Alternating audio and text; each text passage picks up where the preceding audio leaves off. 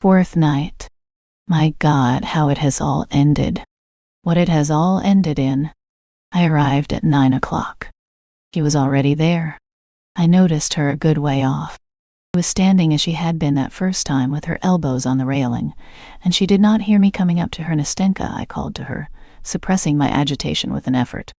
She turned to me quickly. Well, she said, well, make haste. I looked at her in perplexity. Well, where is the letter?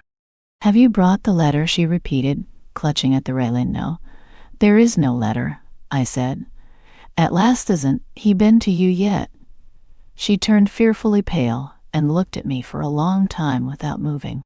I had shattered her last hope. Well, God be with him,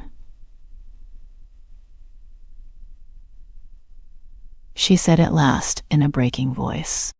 God be with him if he leaves me like that. She dropped her eyes, then tried to look at me and could not. For several minutes she was struggling with her emotion. All at once she turned away, leaning her elbows against the railing, and burst into tears. So, don't I began? But looking at her, I had not the heart to go on. And what was I to say to her? Don't try and comfort me, she said. Don't tell me that he will come, that he has not cast me off so cruelly and so inhumanly as he has. Don't talk about him. What for? What for? Can there have been something in my letter, that unlucky letter? At that point, sobs stifled her voice. My heart was torn as I looked at Hero. How inhumanly cruel it is, she began, agonized. Not a line, not a line. He might at least have written that he does not want me, that he rejects me, but not a line for 3 days. How easy it is for him to wound, to insult a poor, defenseless girl, whose only fault is that she loves him. Oh, what I've suffered during these 3 days. Oh dear. When I think that I was the first to go to him, that I humbled myself before him, cried, that I begged of him a little love. And after that, listen, she said, turning to me, and her black eyes flashed. It isn't so. It can't be so. It isn't natural. Either you are mistaken or I. Perhaps he has not received the letter. Perhaps he still knows nothing about it. How could anyone judge for yourself? Tell me. For goodness' sake, explain it to me. I can't understand it. How could anyone behave with such barbarous coarseness as he has behaved to me? Not one word. Why, the lowest creature on earth is treated more compassionately. Perhaps he has heard something. Perhaps someone has told him something about me, she cried, turning to me inquiringly. What do you think? Listen. Nastenka, I shall go to him tomorrow, in your name. Yes, I will question him about everything. I will tell him everything, yes. Yes, you write a letter. Don't say no, Nastenka, don't say no. I will make him respect your action. He shall hear all about it, and if no, my friend. No. She interrupted. Enough. Not another word, not another line from me. Enough. I don't know him. I don't love him anymore. I will. Forget him. She could not go on. Calm yourself. Calm yourself. Sit here, Nastenka, I said, making her sit down on the CTM. Calm. Don't trouble. It's nothing. It's only tears. They will soon dry. Do you imagine I shall do away with myself? That I shall throw myself into the river? My heart was full. I tried to speak, but I could not listen. She said, taking my hand, tell me, you wouldn't have behaved like this, would you? You would not have abandoned a girl who had come to you of herself. You would not have thrown into her face a shameless taunt at her weak, foolish heart. You would have taken care of her. You would have realized that she was alone, that she did not know how to look after herself, that she could not guard herself from loving you, that it was not her fault, that she had done nothing. Oh dear Nastenka. I cried at last, unable to control my emotion. Nastenka, you torture me. You wound my heart. You are killing me, Nastenka. I cannot be silent. I must speak at last. give utterance to what is surging in my heart as I said this.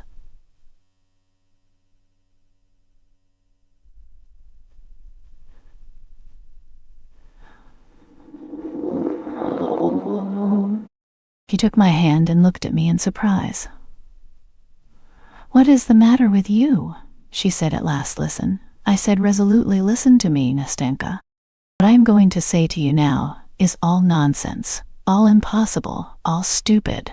I know that this can never be, but I cannot be silent. For the sake of what you are suffering now, I beg you beforehand to forgive me. What is it?" "What is it?" she said, drying her tears and looking at me intently, while a strange curiosity gleamed in her astonished eyes.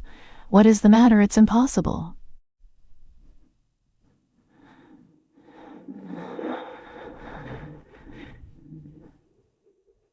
"But I love you, Nastenka." "There it is.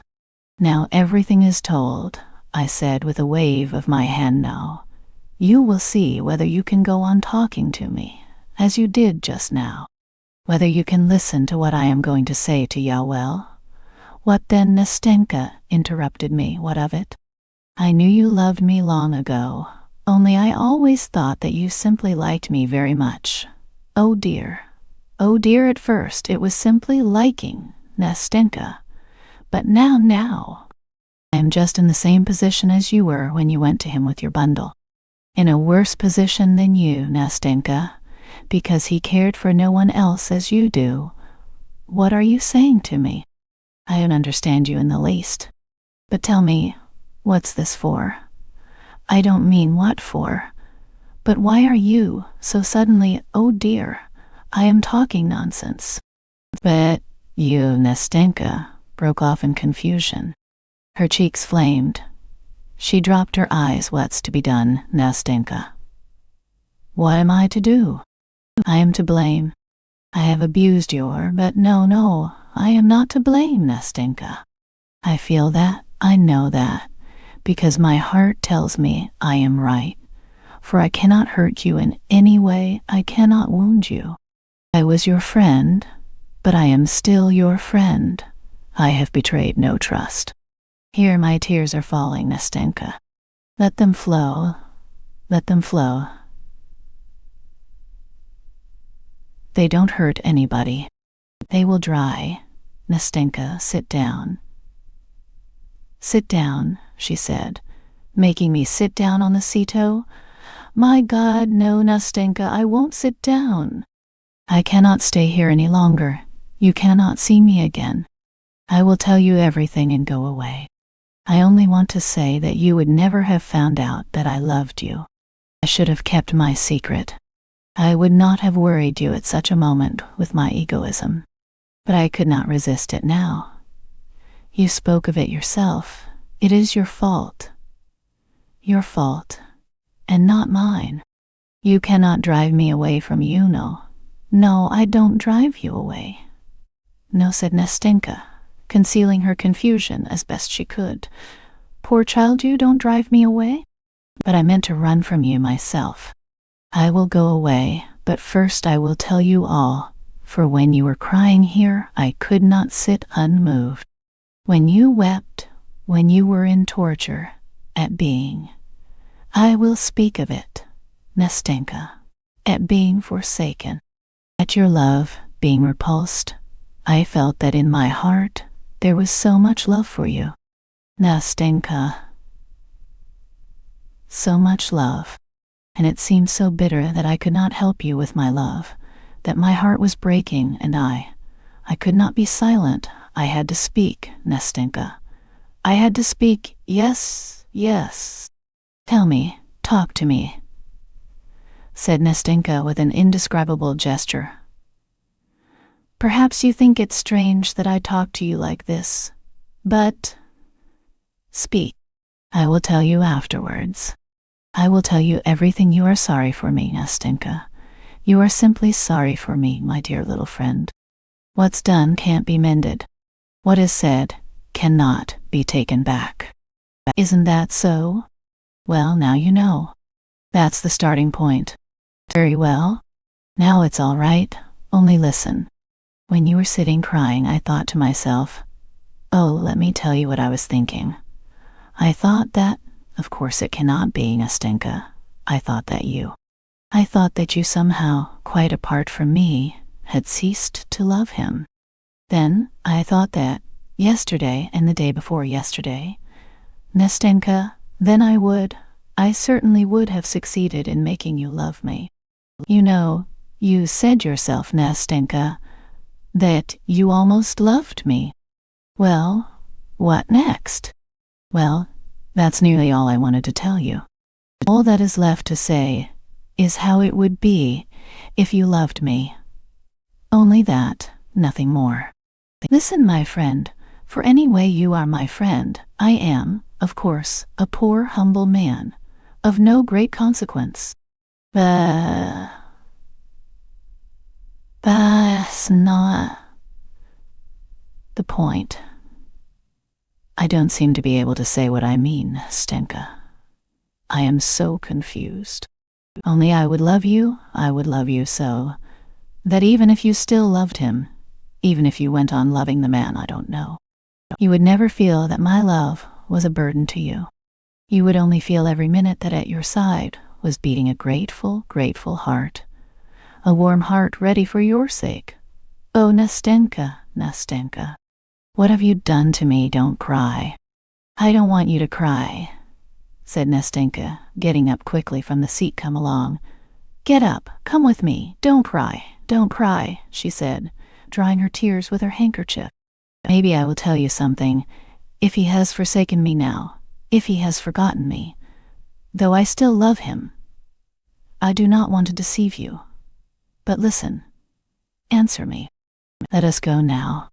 If I were to love you, for instance, that is, if I only... Oh, my friend, to think how I wounded you, when I laughed at your love, when I praised you for not falling in love with me. Oh dear, how was it I did not foresee this? How was it I did not foresee this? How could I have been so stupid? But, well, I have made up my mind. I will tell you. Look here, Nastenka, do you know what? I'll go away. That's what I'll do. I am simply tormenting you. Here you are remorseful for having laughed at me, and I won't have you, in addition to your sorrow. Of course, it is my fault, Nastenka. But goodbye, stay, listen to me. Can you wait? What for? How I love him. But I shall get over it. I must get over it. I cannot fail to get over it. I am getting over it, I feel that. Who knows? Perhaps it will all end today. For I hate him, for he has been laughing at me while you have been weeping here with me. You have not repulsed me as he has.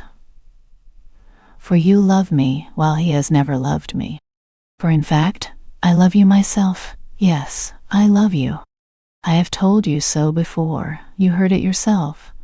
I love you because you are better than he is. Because you are nobler than he is. Because he, the poor girl's emotion was so violent that she could not say more. She laid her head upon my shoulder, then upon my bosom, and wept bitterly. I love you as you love me. I comforted her, I persuaded her. But she could not stop crying. She kept pressing my hand and saying between her sobs, "Wait, it will be over in a minute. I want to tell you, you mustn't think that these tears, it's nothing, it's weakness. Wait till it's over." At last she left off crying, dried her eyes, and we walked on again. I wanted to speak, but she still begged me to wait. We were silent. At last she plucked up courage and began to speak. It's like this. She began in a weak and quivering voice, in which, however, there was a note that pierced my heart with a sweet pang. Don't think that I am so light and inconstant. Don't think that I can forget and change so quickly. I have loved him for a whole year, and I swear by God that I have never, even in thought, been unfaithful to him. He has despised me. He has been laughing at me. God forgive him. He has insulted me and wounded my heart. I do not love him, for I can only love what is magnanimous, what understands me, what is generous. For I'm like that myself, and he is not worthy of me. Well, that's enough of him. He has done better than if he had deceived my expectations later, and shown me later what he was. Well, it's over. But who knows, my dear friend? She went on, pressing my hand. Who knows? Perhaps my whole love was a mistaken feeling, a delusion. Perhaps it began in mischief, in nonsense, because I was kept so strictly by grandmother. Perhaps I ought to love another man, not him, a different man who would have pity on me and but don't let us say any more about that. Nastenka broke off, breathless with emotion. I only wanted to tell you. I wanted to tell you that although I love him, did love him, if, in spite of this, you still say, if you feel that your love is so great that it may at last drive from my heart my old feeling, if you will have pity on me, if you do not want to leave me alone to my fate, without hope, without consolation, if you are ready to love me always as you do now, I swear to you that gratitude, that my love will be at last worthy of your love. Will you take my hand, Nastenka? I cried, breathless, with sobs. Nastenka. Oh, Nastenka, enough, enough. Well, now it's quite enough, she said, hardly able to control herself. Well, now all has been said, hasn't it? Hasn't it? You are happy. I am happy too. Not another word about it. Wait. Spare me. Talk of something else. For God's sake, yes, Nastenka, yes. Enough about that. Now I am happy. Ah, yes, Nastenka. Yes. Let us talk of other things. Let us make haste and talk. I am ready, and we did not know what to say. We laughed, we wept, we said thousands of things meaningless and incoherent. At one moment we walked along the pavement, then suddenly turned back and crossed the road. Then we stopped and went back again to the embankment. We were like children. I am living alone now, Nastenka, I began. But tomorrow. Of course you know, Nastenka. I am poor.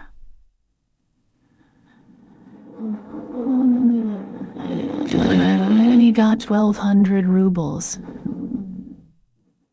But that doesn't matter, of course not. And Granny has her pension, so she will be no burden. We must take Granny, of course we must take Granny. But Matrona, yes, and we've got Fyokla, too. Matrona is a good woman, but she has one fault.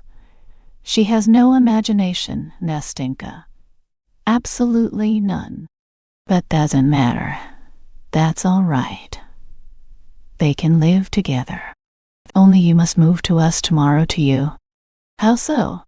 All right, I am ready. Yes, hire a room from us. We have a top floor. It's empty. We had an old lady lodging there, but she has gone away. And I know Granny would like to have a young man. I said to her, why a young man? And she said, oh, because I am old. Only don't you fancy, Nastenka, that I want him as a husband for you. So I guessed it was with that idea. Oh, Nastenka, and we both laughed. Come. That's enough. That's enough. Where do you live? I've forgotten. Over that way, near X Bridge, Berenikov's buildings. It's that big house. Yes, that big house. Oh, I know, a nice house. Only you know you had better give it up and come to us as soon as possible tomorrow. Nastenka, tomorrow. I owe a little for my rent there, but that doesn't matter. I shall soon get my salary, and do you know I will perhaps give lessons. I will learn something myself, and then give lessons, capital. And I shall soon get a bonus, so by tomorrow you will be my lodger, and we will go to the barber of Seville.